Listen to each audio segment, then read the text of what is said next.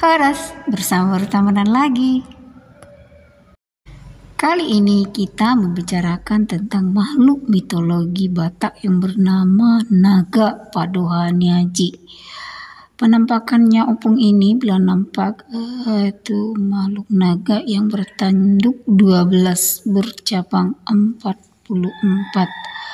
Tugasnya opung ini disuruh mula jadi Nabolon, perdengkan bahasa Nabolon adalah menjadi penjaga di Banua-Doro, yaitu di alam kematian.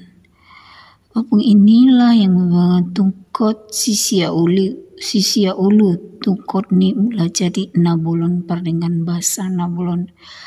Jadi opung ini adalah sisi lain dari Tuhan Maha Kuasa, yaitu dua sisi yang memberi kehidupan dan kematian.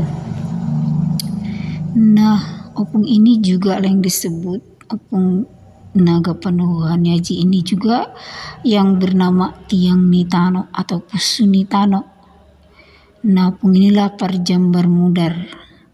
Nah, kemudian setelah opung dia parjar selesai membentuk bumi, kemudian opung ini dinamai Buraspati Nitano. Hinau jahan, hinau ondolan ni sogit ujian Nabolon.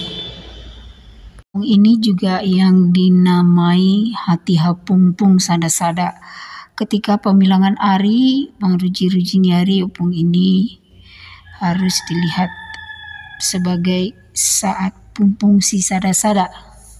Artinya adalah Pusok Nitano atau pusatnya Desa Nawalu.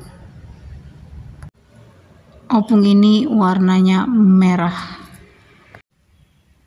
Sebab opung ini sudah dinamai Buraspati Nitano, itu sebabnya juga kalau berdoa orang-orang sering memanggil opung ini sebagai penyampai doanya kepada Tuhan yang Maha Pengasih, Maha Penyayang.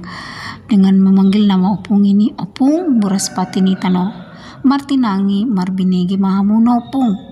Pasahat alu-aluku tumula jadi Nabolon, perdengkan bahasa Nabolon nih. Pasaut sita-sita nerohaku, tupa-tupahi ya opung. Lalu kakinya dihentakkan. Tulhali.